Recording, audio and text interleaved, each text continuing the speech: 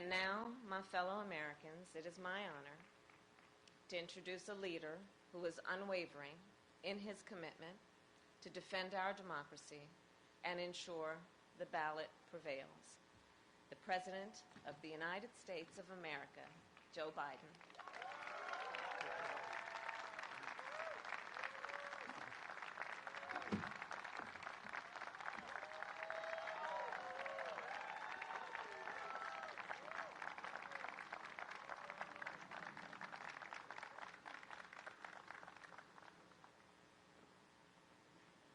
In our lives, in the lives of our nation, life of our nation, there are moments so stark that they divide all that came before and everything that followed.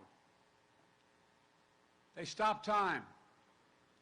They rip away the trivial from the essential. And they force us to confront hard truths about ourselves, about our institutions, and about our democracy. In the words of Scripture, they remind us to hate evil, love good, and establish justice in the gate. Last week, President Harris and I stood in the United States Capitol to observe one of those before and after moments in American history. January 6th insurrection on the citadel of our democracy. Today, we come to Atlanta, the cradle of civil rights, to make clear what must come after that dreadful day when a dagger was literally held at the throat of American democracy. We stand on the grounds that connect Clark, Atlanta University, Morehouse College, near Spelman College, the home of generations of advocates, activists, educators, and preachers. Young people, just like the students here, who have done so much to build a better America. We visited the sacred Ebenezer Baptist Church and paused to pray at the crypt of Dr. and Mrs. King and spent time with their family. And here in the district, as was pointed out, represented and reflected the life of beloved friend John Lewis.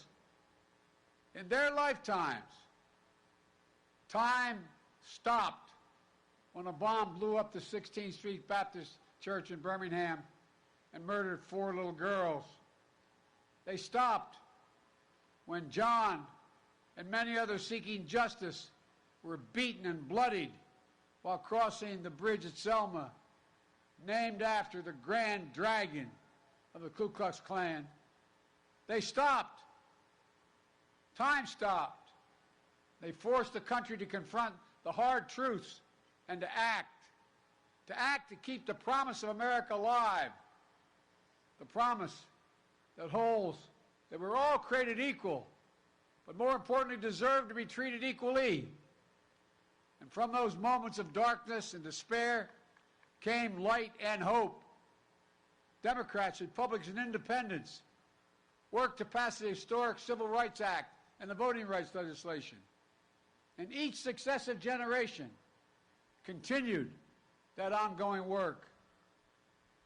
But then, the violent mob of January 6, 2021, empowered and encouraged by a defeated former president, sought to win through violence what he had lost at the ballot box, to impose the will of the mob, to overturn a free and fair election, and for the first time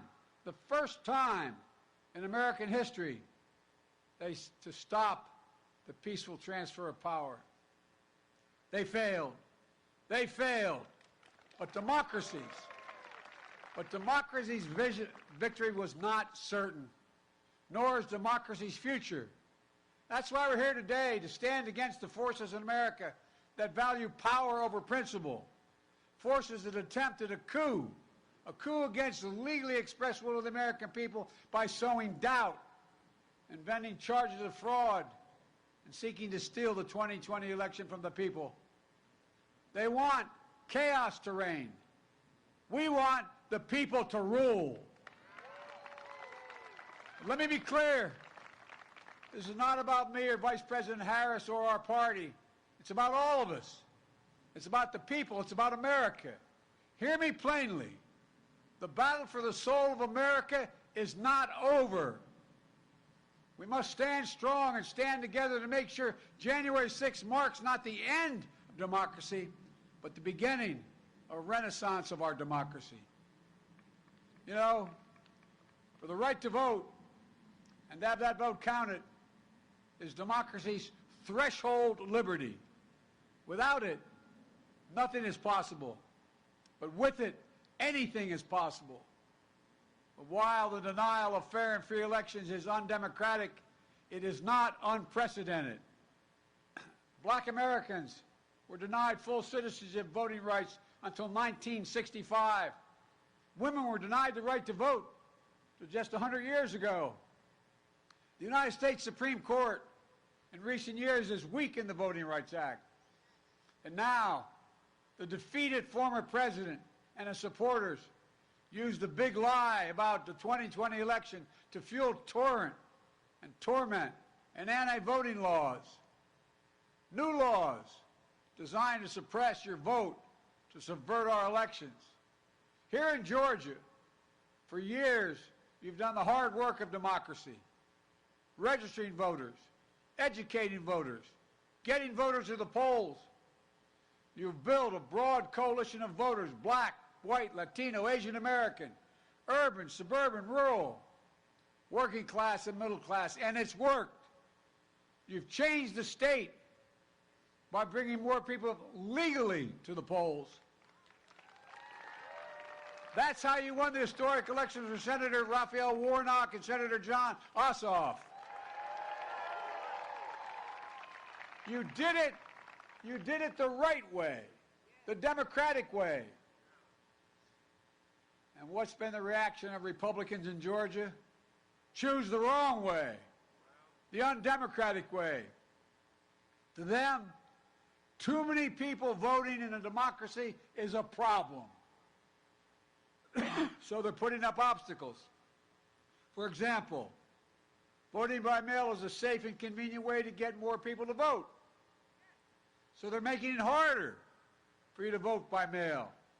The same way, I might add, in the 2020 election, President Trump voted from behind the desk in the White House in Florida, dropping your ballots off to secure drop boxes.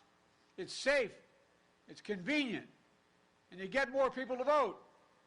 So they're limiting the number of drop boxes and the hours you can use them. Taking away the options has a predictable effect. Longer lines at the polls. Lines that can last for hours. You've seen it with your own eyes. People get tired. They get hungry.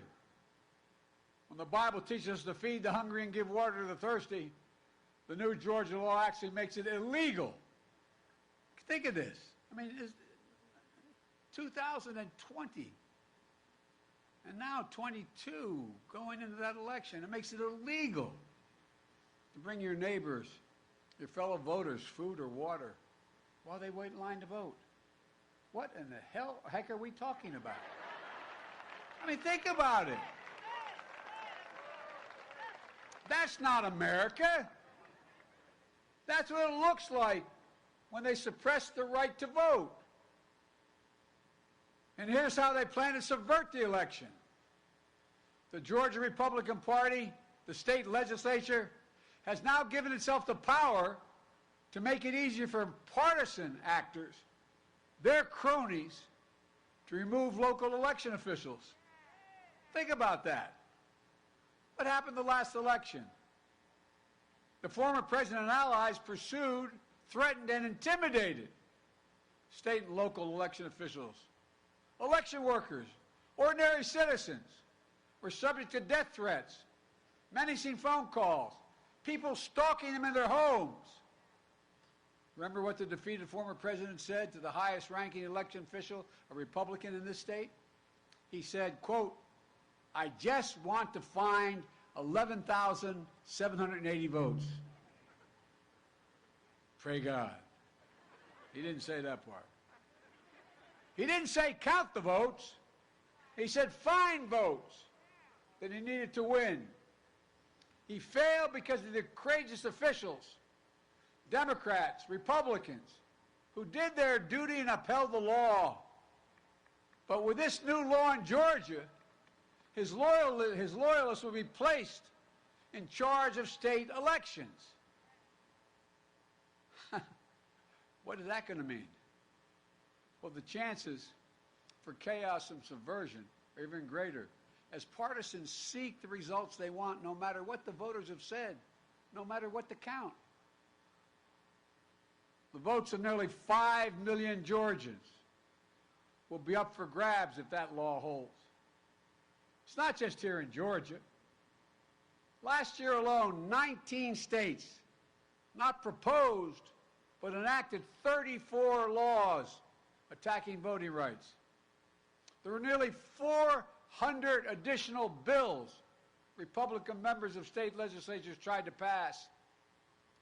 And now, Republican legislators in several states have already announced plans to escalate the onslaught this year. Their end game? To turn the will of the voters into a mere suggestion, something states can respect or ignore. Jim Crow 2.0 is about two insidious things: voter suppression and election subversion. It's no longer about who gets to vote. It's about making it harder to vote. It's about who gets to count the vote and whether your vote counts at all. It's not hyperbole. This is a fact. Look, this matters to all of us.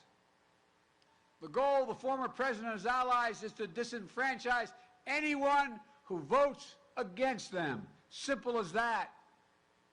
The facts won't matter. Your vote won't matter. They'll just decide what they want and then do it. That's the kind of power you see in totalitarian states, not in democracies. We must be vigilant, and the world is watching. I know the majority of the world leaders, the good and the bad ones, adversaries and allies alike. They're watching American democracy and seeing whether we can meet this moment. And that's not hyperbole.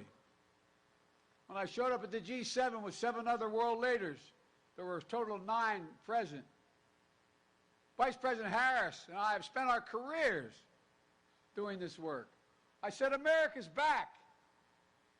And the response was, for how long? For how long? As someone who's worked in foreign policy my whole life, I never thought I would ever hear our allies say something like that. Over the past year, we've directed federal agencies to promote access to voting, led by the Vice President. We've appointed top civil rights advocates to help the U.S. Department of Justice, which has doubled its voting rights enforcement staff. Today, we call on Congress to get done what history will judge. Pass the Freedom to Vote Act. Pass it now, which will prevent voter suppression. So here in Georgia, there's full access to voting by mail.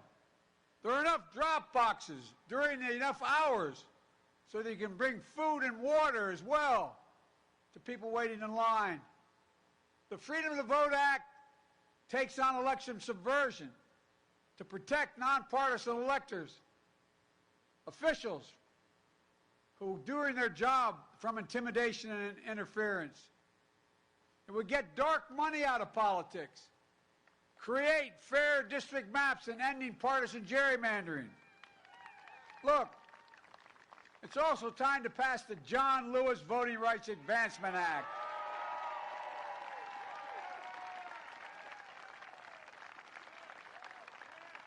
I've been having these quiet conversations with the members of Congress for the last 2 months. I'm tired of being quiet. Folks, It'll restore the strength of the Voting Rights Act of '65, the one President Johnson signed after John Lewis was beaten, nearly killed on Bloody Sunday, only to have the Supreme Court weakened it multiple times over the past decade. Restoring the Voting Rights Act would mean the Justice Department can stop discriminatory laws before they go into effect. Before they go into effect. The Vice President and I have supported voting rights bills since day one of this administration, but each and every time, Senate Republicans have blocked the way. Republicans oppose even debating the issue. You hear me? I've been around the Senate a long time. I was vice president for 8 years. I've never seen a circumstance where not one single Republican has a voice that's ready to speak for justice now. When I was a senator, including when I headed up the Judiciary Committee, I helped reauthorize the Voting Act 3 times. We held hearings, we debated, we voted. Was able to extend the Voting Rights Act for 25 years. In 2006, the Voting Rights Act passed 390 to 33 in the House of Representatives and 98 to 0 in the Senate, with votes from 16 current sitting Republicans in this United States Senate. 16 of them voted to extend it. The last year I was chairman, some of my friends sitting down here will tell you, Strom Thurmond voted to extend the Voting Rights Act. Strom Thurmond. You can say that again. Wow. You have no idea how darn hard I worked on that one. But folks, then it was signed into law the last time by President George W. Bush. You know, when we get voting rights extended in 1980, as I said, even Thurmond supported it. Think about that. The man who led the longest one of the longest filibusters in history in the United States Senate, 1957, against the Voting Rights Act. The man who led and sided with old Southern bulls in the United States Senate to perpetuate segregation in this nation. Even Strom Thurmond came to support voting rights. But Republicans today can't and won't. Not a single Republican has displayed the courage to stand up to a defeated president to protect America's right to vote. Not one. Not one. We have 50-50 in the United States Senate. That means we have 51 presidents. You all think I'm kidding. I've been pretty good at working with senators my career, but man, when you got 51 presidents, it gets harder. Any one can change the outcome. Sadly, the United States Senate, designed to be the world's greatest deliberative body, has been rendered a shell of its former self. It gives me no satisfaction in saying that as an institutionalist, as a man who was honored to serve in the Senate. But as an institutionalist, I believe that the threat to our democracy is so grave that we must find a way to pass these voting rights bills. Debate them, vote, let the majority prevail. And if that bare minimum is blocked, we have no option but to change the Senate rules, including getting rid of the filibuster for this.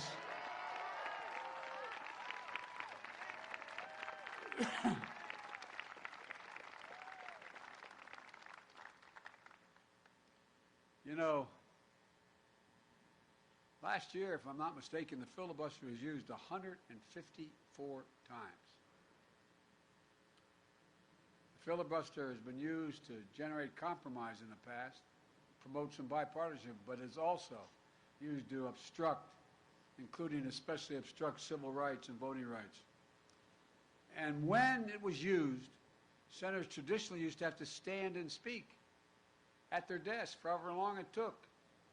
And sometimes it took hours. And when they sat down, if no one immediately stood up, anyone could call for a vote or the debate ended. But that doesn't happen today. Senators no longer even have to speak one word. Filibuster is not used by Republicans to bring the Senate together, but to pull it further apart. Filibusters are weaponized and abused. While the state legislative assaults on voting rights is simple, all you need in your House and Senate is a pure majority. In the United States Senate, it takes a supermajority, 60 votes, even to get a vote, instead of 50 to protect the right to vote. State legislators can pass anti-voting laws with simple majorities.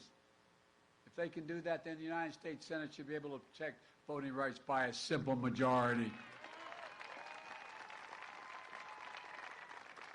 Today, I'm making it clear, to protect our democracy, I support changing the Senate rules, whichever way they need to be changed to prevent a minority of senators from blocking action on voting rights. When it comes to protecting majority rule in America, the majority should rule in the United States Senate. I make this announcement with careful deliberation, recognizing the fundamental right to vote is a right from which all other rights flow. And I make it with an appeal to my Republican colleagues, to those Republicans who believe in the rule of law, restore the bipartisan tradition of voting rights. The people who restored it, who abided by it in the past were Richard Nixon, Gerald Ford, Ronald Reagan, George H.W. Bush, George W. Bush. They all supported the Voting Rights Act. Don't let the Republican Party morph into something else. Restore the institution of the Senate the way it was designed to be. Senate rules were just changed to raise the debt ceiling so we wouldn't renege on our debt for the first time in our history and prevent an economic crisis. That was done by a simple majority. As Senator Warnock said a few weeks ago in a powerful speech, if we change the rules to protect the full faith and credit of the United States, we should be able to change the rules to protect the heart and soul of our democracy. He was right. In the days that followed John Lewis's death, there was an outpouring of praise and support across the political spectrum. But as we stand here today, it isn't enough just to praise his memory. We must translate eulogy into action. We need to follow John Lewis's footsteps. We need to support the bill in his name. Just a few days ago, we talked about, up in the Congress and the White House, the event coming up shortly to celebrate Dr. King's birthday. And Americans of all stripes will praise him for the content of his character. But as Dr. King's family said before, it's not enough to praise their father. They even said, on this holiday, don't celebrate his birthday unless you're willing to support what he lived for and what he died for. The next few days, when these bills come to a vote, will mark a turning point in this nation's history. We will choose. The issue is, will we choose democracy over autocracy, light over shadows, justice over injustice? I know where I stand. I will not yield. I will not flinch. I will defend the right to vote, our democracy against all enemies, foreign and, yes, domestic. And the question is, where will the institution of the United States Senate stand? Every senator, Democrat, Republican, and Independent, will have to declare where they stand, not just for the moment, but for the ages. Will you stand against voter suppression? Yes or no? That's the question they'll answer. Will you stand against election subversion? Yes or no? Will you stand for democracy? Yes or no? And here's one thing every senator, every American should remember.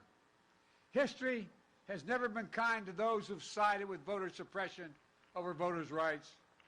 And it'll be even be less kind for those who side with election subversion. So I ask every elected official in America, how do you want to be remembered? At consequential moments in history, they present a choice.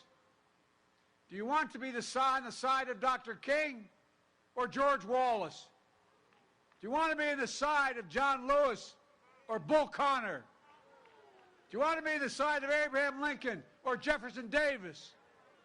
This is the moment to decide, to defend our elections, to defend our democracy. And if you do that, you will not be alone. That's because the struggle to protect voting rights has never been born by one group alone. We saw freedom riders of every race, leaders of every faith marching arm in arm, and yes, Democrats and Republicans in Congress of the United States and in the presidency. I did not live the struggles of Douglas, Tubman, King, Lewis, Goodman, Cheney, Swerner, countless others, known and unknown. I did not walk in the shoes of generations of students who walked these grounds, but I walked other grounds because I'm so damn old I was there as well.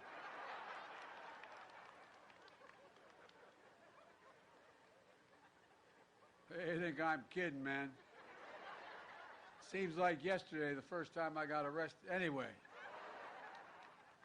But their struggles here, they were the ones that opened my eyes as a high school student in the late 50s and early 60s. They got me more engaged in the work of my life. And what we're talking about today is rooted in the very idea of America. The idea that Annelle Ponder, who graduated from Clark Atlanta, captured in a single word. She was a teacher and a librarian who was also an unyielding champion of voting rights. In 1963, when I was just starting college and university, after registering voters in Mississippi, she was pulled off a bus, arrested and jailed, where she was brutally beaten. In her cell, next to her, was Fannie Lou Hamer, who described the beating this way, and I quote, "I could hear the sounds of the licks and the horrible screams. They beat her. I don't know for how long. And after a while, she began to pray and ask God to have mercy on those people." Annelle Ponder's friends visited her the next day. Her face was badly swollen. She could hardly talk. But she managed to whisper one word: freedom. Freedom. The only word she whispered.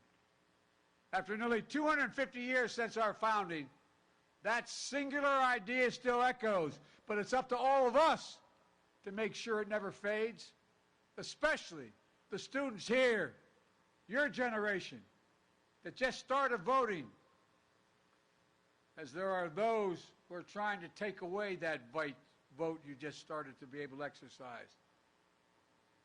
But the giants we honor today were your age when they made clear who we must be as a nation. Not a joke. Think about it. In the early 60s, they were sitting where you're sitting. They were you. And like them, you give me much hope for the future. Before and after in our lives, in the life of this nation, democracy is who we are, who we must be, now and forever. So let's stand in this breach together. Let's love good, establish justice in the gate. And remember, as I said, this is one of those defining moments in American history. Each of those who vote will be remembered by class after class in the 50s and 60s, the 2050s and 60s. Each one of the members of the Senate is going to be judged by history on where they stood before the vote and where they stood after the vote. There's no escape. So let's get back to work. As my grandfather Finney used to say every time I walked out the door in Scranton, he'd say, Joey, keep the faith. Then he'd say, no, Joey, spread it. Let's spread the faith and get this done. May God bless you all, and may God protect the sacred right to vote. Thank you. I mean it. Let's go get this done.